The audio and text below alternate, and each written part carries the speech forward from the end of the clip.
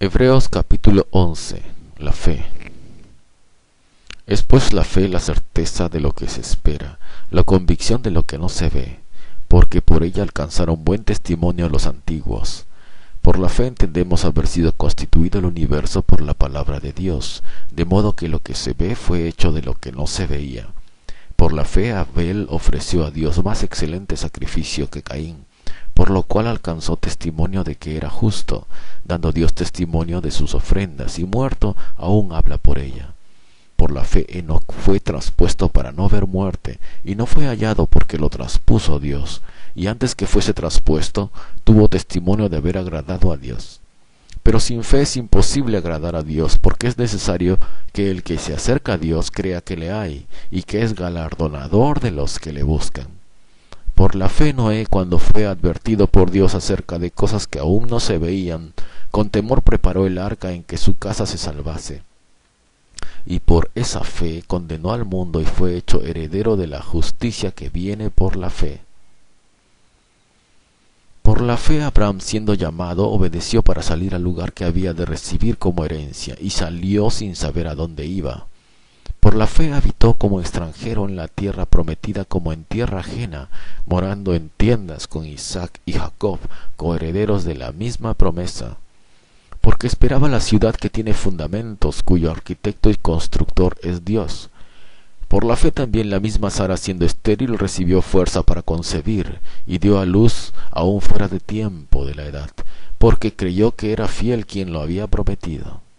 Por lo cual también de uno, y ese ya casi muerto, salieron como las estrellas del cielo en multitud, y como la arena innumerable que está a la orilla del mar. Conforme a la fe murieron todos estos sin haber recibido lo prometido, sino mirándolo de lejos y creyéndolo y saludándolo y confesando que eran extranjeros y peregrinos sobre la tierra. Porque los que esto dicen claramente dan a entender que buscan una patria, pues si hubiesen estado pensando en aquella de donde salieron, ciertamente tenían tiempo de volver.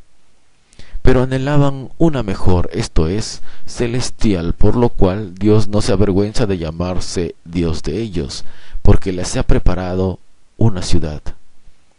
Por la fe Abraham, cuando fue probado, ofreció a Isaac, y el que había recibido las promesas ofrecía su unigénito, habiéndosele dicho, en Isaac te será llamada descendencia, pensando que Dios es poderoso para levantar aún de entre los muertos, de donde en sentido figurado también le volvió a recibir.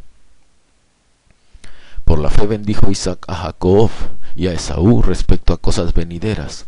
Por la fe Jacob al morir bendijo a cada uno de los hijos de José y adoró apoyado sobre el extremo de su bordón. Por la fe José al morir mencionó la salida de los hijos de Israel y dio mandamiento acerca de sus huesos. Por la fe Moisés, cuando nació, fue escondido por sus padres por 3 meses porque le vieron un niño hermoso y no temieron el decreto del rey.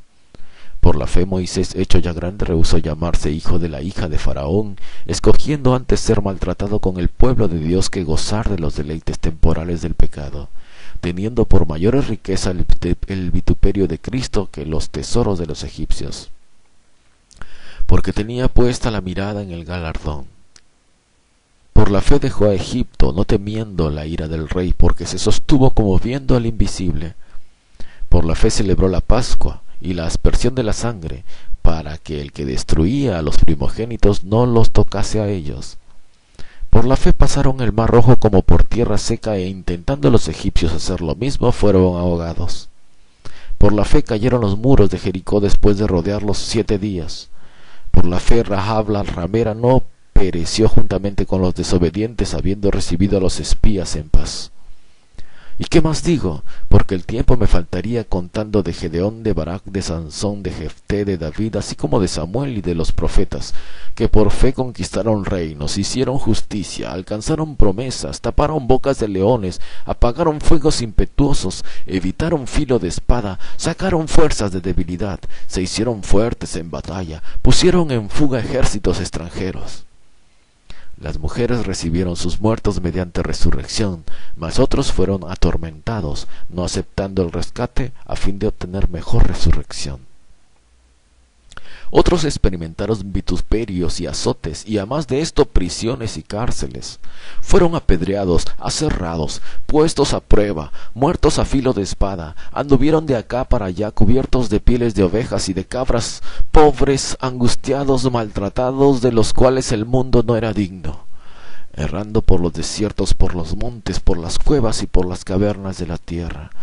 Y todos estos, aunque alcanzaron buen testimonio mediante la fe, no recibieron lo prometido, proveyendo Dios alguna cosa mejor para nosotros, para que no fuesen ellos perfeccionados aparte de nosotros. Capítulo 12. Puesto los ojos en Jesús. Por tanto, nosotros también, teniendo en derredor nuestro tan grande nube de testigos, despojémonos de todo peso y del pecado que nos asedia, y corramos con paciencia la carrera que tenemos por delante, puesto los ojos en Jesús, el autor y consumador de la fe, el cual por el gozo puesto delante de él sufrió la cruz, menospreciando el oprobio, y se sentó a la diestra del trono de Dios. Considerad a aquel que sufrió tal contradicción de pecadores contra sí mismo, para que vuestro ánimo no se canse hasta desmayar. Porque aún no habéis resistido hasta la sangre, combatiendo contra el pecado, y habéis ya olvidado la exhortación que como a hijos se os dirige, diciendo: Hijo mío, no menosprecies la disciplina del Señor, ni desanimes cuando eres reprendido por Él. Porque el Señor al que ama disciplina, y azota a todo el que recibe por hijo. Si soportáis la disciplina, Dios os trata como a hijos, porque ¿qué hijo es aquel a quien el Padre no disciplina? Pero si se os deja sin disciplina, de la cual todos han sido participantes, entonces sois bastardos y no hijos. Por otra parte, tuvimos a nuestros padres terrenales que nos disciplinaban y los venerábamos. ¿Por qué no obedeceremos mucho mejor al Padre de los Espíritus y viviremos? Y aquellos ciertamente por pocos días nos disciplinaban como a ellos les parecía, pero éste para lo que nos es provechoso, para que participemos de su santidad. Es verdad que ninguna disciplina al presente parece ser causa de gozo, sino de tristeza, pero después da fruto apacible de justicia a los que en ella han sido ejercitados. Por lo cual, levantad las manos caídas y las rodillas paralizadas, y haced sendas derechas para vuestros pies, para que lo cojo no se salga del camino, sino que sea sanado. Seguid la paz con todos, y la santidad, sin la cual nadie verá al Señor. Mirad bien, no sea que alguno deje de alcanzar la gracia de Dios, que brotando alguna raíz de amargura os estorbe, y por ella muchos sean contaminados. No sea que haya algún fornicario o profano como Esaú, que por una sola comida vendió su primogenitura. Porque ya sabéis que aun después, deseando heredar la bendición, fue desechado, y no hubo oportunidad para el arrepentimiento, aunque lo procuró con lágrimas. Porque no os habéis acercado al monte que se podía palpar y que ardía en fuego, a la oscuridad, a las tinieblas y a la tempestad, al sonido de la trompeta y a la voz que hablaba, la cual los que la oyeron rogaron que no se les hablase más, porque no podían soportar lo que se ordenaba. Si aún una bestia tocar el monte, será apedreada o pasada con dardo. Y tan terrible era lo que se veía, que Moisés dijo: Estoy espantado y temblando. Sino que os habéis acercado al monte de Sión, a la ciudad del Dios vivo, Jerusalén la celestial, a la compañía de muchos millares de ángeles, a la congregación de los primogénitos que están inscritos en los cielos, a Dios el juez de todos, a los espíritus de los justos hechos perfectos, a Jesús el mediador del nuevo pacto, y a la sangre rociada que habla mejor que la de Abel. Mirad que no desechéis al que habla.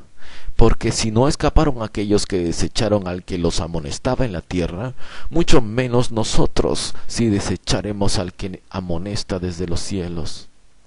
La voz del cual conmovió entonces la tierra, pero ahora ha prometido diciendo: Aún una vez, y conmoveré no solamente la tierra, sino también el cielo. Y esta frase, aún una vez, indica la remoción de las cosas movibles, como cosas hechas, para que queden las inconmovibles. Así que, recibiendo nosotros un reino inconmovible, tengamos gratitud y mediante ella sirvamos a Dios, agradándole con temor y reverencia, porque nuestro Dios es fuego consumidor.